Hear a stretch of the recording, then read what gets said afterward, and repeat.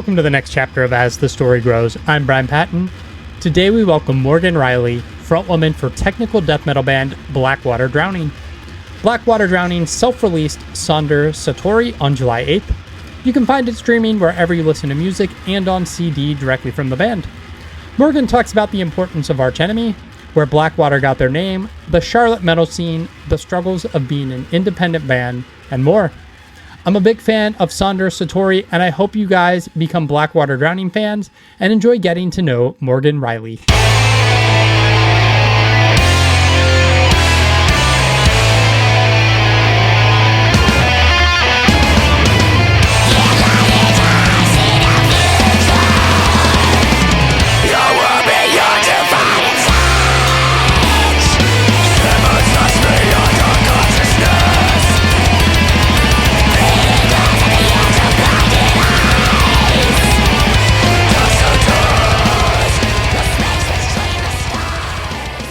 You were down in North Carolina?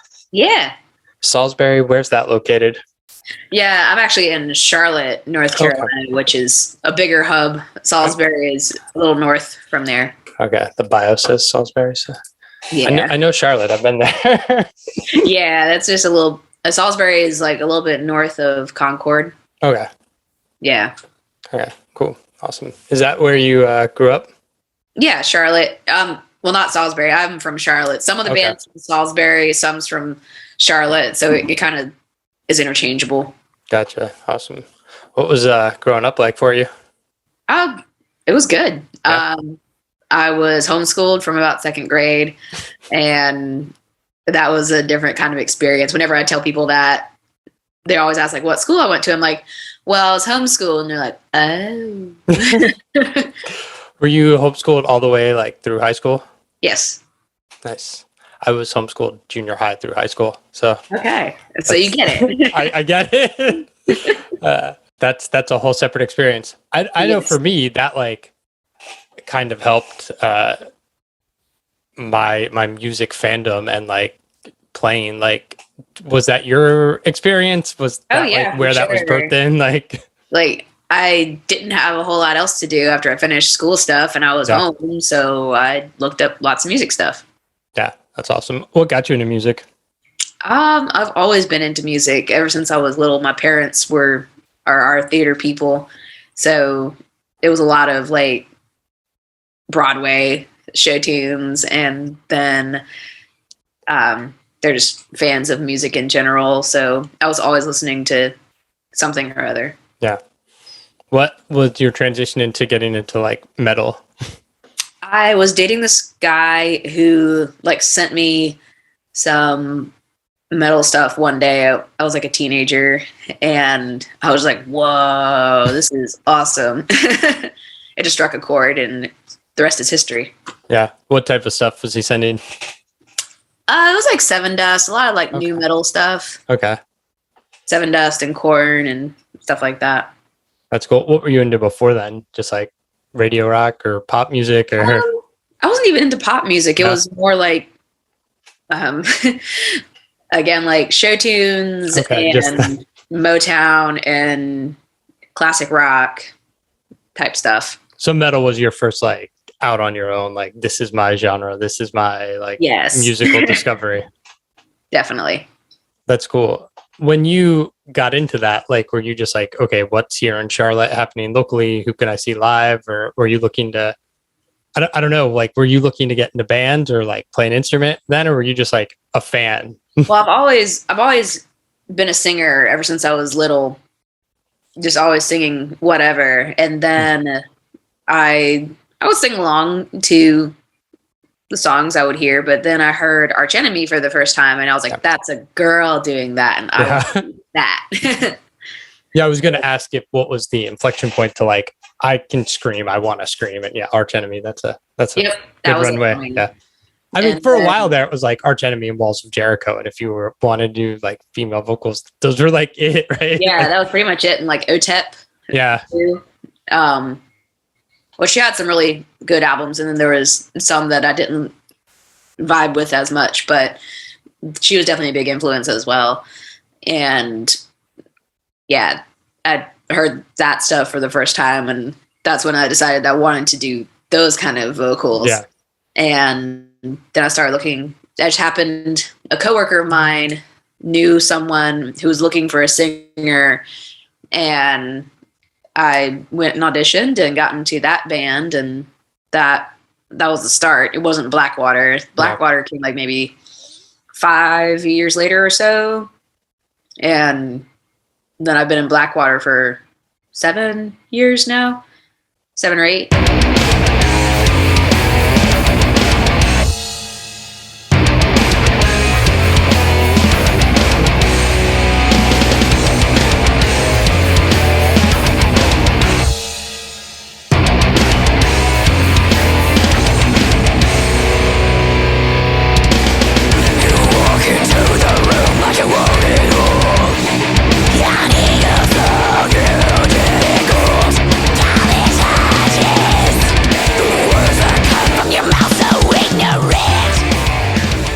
Yeah, how did Blackwater get started?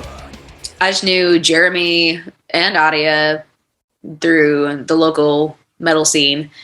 We'd all been in bands for years, and we all happened to be looking to be in projects all at the same time.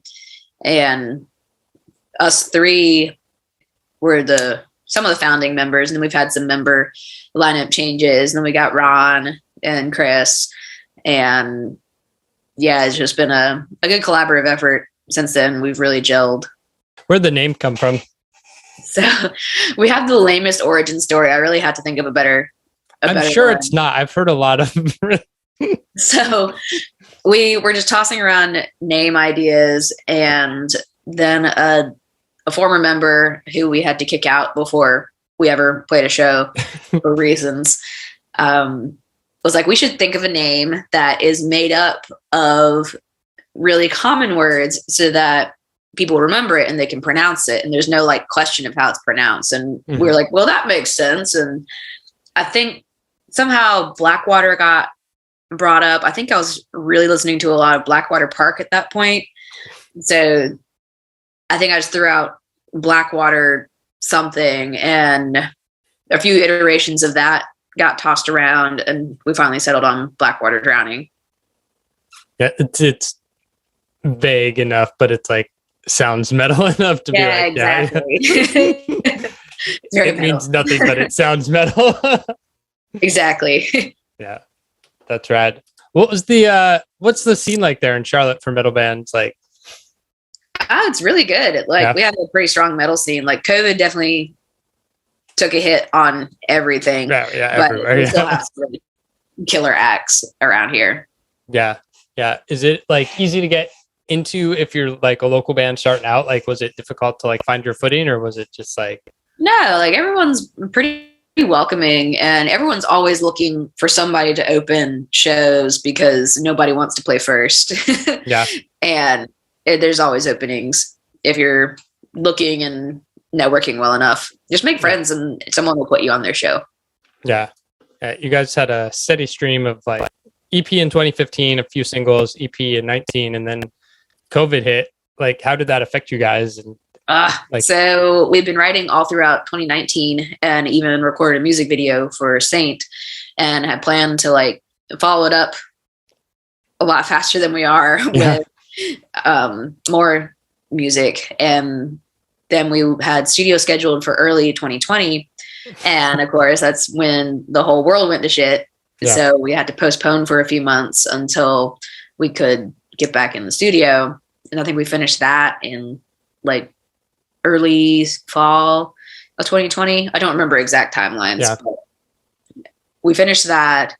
And then we were going to self-shop and release. And then we happened upon a management company. And then all the plans got upended and changed. And now we're here in 2022, just releasing this album halfway through it. Yeah. But it's for the best. It's giving us the best opportunity to make the most of it. Yeah. Is it one of those things where because you've been sitting on it so long, you're just like itching to get it out there? Or are you just like, we're done with these songs already and we just want to move on to the next thing? It's a little bit of both, honestly, because I'm so excited for people to hear these songs, but I've also been playing these songs and wrote these songs like almost 3 years ago now. So it's kind of old hat to me, but I still love the songs. I'm still very proud of this album. Yeah. Yeah. Did COVID change anything in the way or what you were writing about lyrically and like the musical direction you were going? It will for these next songs coming up. But not because that process. all those songs were pretty much written before COVID was a thing. You didn't change anything in that time frame. You were just like, these are the songs we have. There was some things like related to some world events that definitely influenced some of the lyrics, but it wasn't COVID really.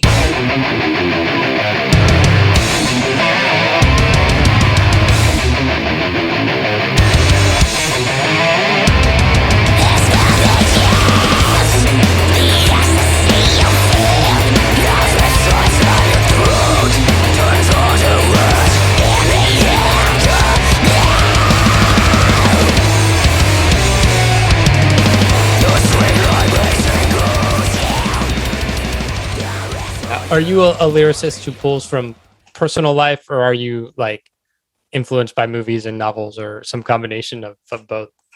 It's a combination of both for sure. Like Mortal Coil is based on the idea of other planes of existence and what it might be like, and trying to see beyond just what's in front of your face. And people can take out of that what they will. Yeah.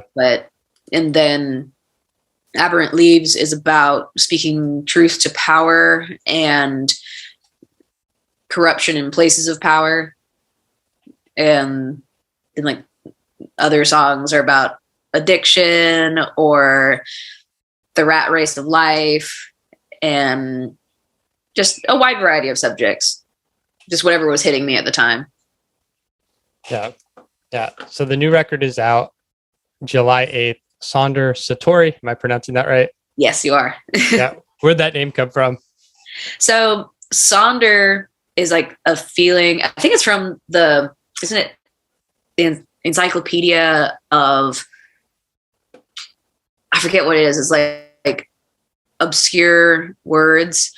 And Sonder is like a feeling of looking at someone that you don't know and realizing that they have a life just as fully realized as your own, and you have like no part of it. And it's like a very existential feeling. And then Satori is a Japanese word for like great personal enlightenment, if I remember correctly. Adia came up with that word. She's like, it goes well together. It does. And it speaks to the idea of, I guess, the overarching concept of the album. It's not a concept album, but just the idea of great enlightenment and realizing things from other people's viewpoints. That's cool. How do you feel as like an independent band with like the landscape of music? You guys are self-releasing this. I think I saw it's coming out on CD as well as digitally. Like, are you grateful there's this big landscape where people can discover you, or is it just like, is it too big a pool and you're like, just like feel like you're fighting tooth and nail for every inch you can get? I mean, it's definitely felt that way sometimes. And the beautiful thing about modern times in music right now is any band can put all of their music up on the internet and everyone can hear it. It's not like trying to get your CD distributed by some big conglomerate. You can do it yourself, but it's figuring out how to do that the most effectively. And that's the hard part, because it's like, you can't do this and you can't do that. And you have to post things at certain times and post this certain type of content and make sure you're posting reels and stuff like that. But we've had some really good people on our team that are helping us a lot with that.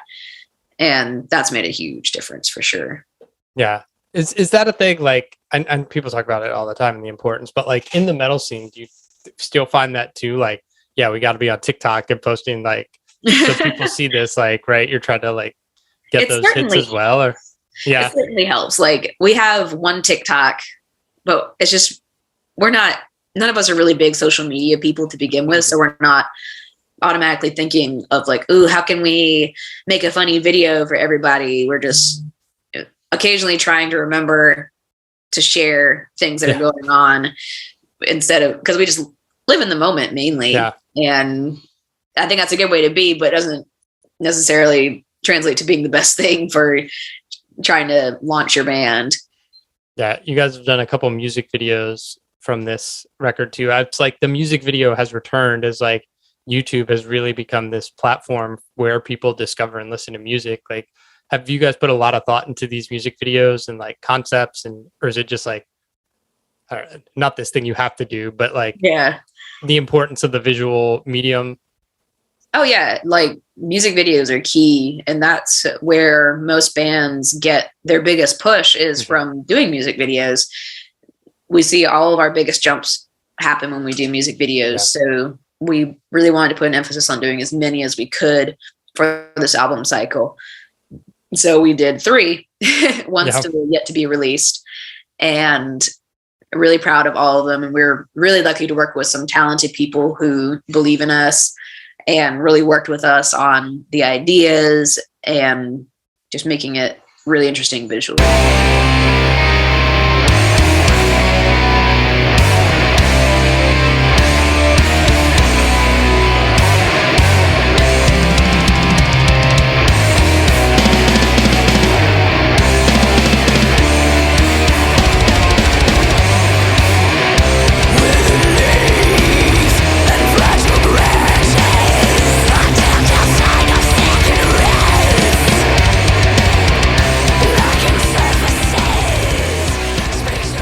What's the rest of this year look like for you guys?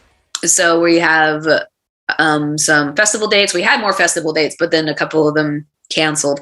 We're playing Michigan Metal Fest in September, I think, or it's August.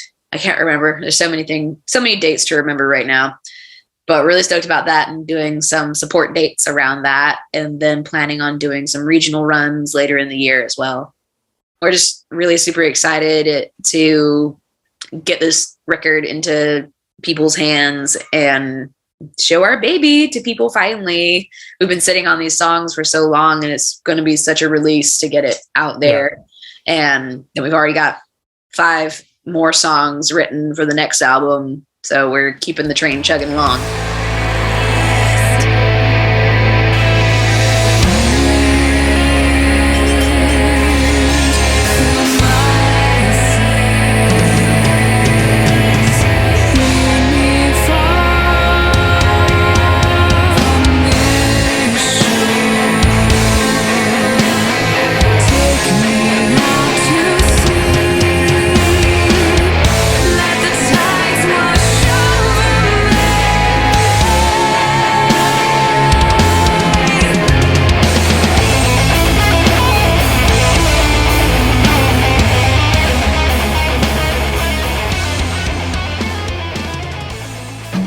Thanks for listening to As the Story Grows. Our intro music was written and composed by Jeremy Hunt. The As the Story Grows theme is by Bob Nana. If you like what you hear, subscribe wherever you get your podcasts and give us a rating and review. If you'd like to support the show financially, you can join us at patreon.com/asthestorygrows. Be a part of our community and join the ongoing conversation over on Discord. If you enjoy this episode, share it on social media with your friends. Much appreciated, and thanks for listening.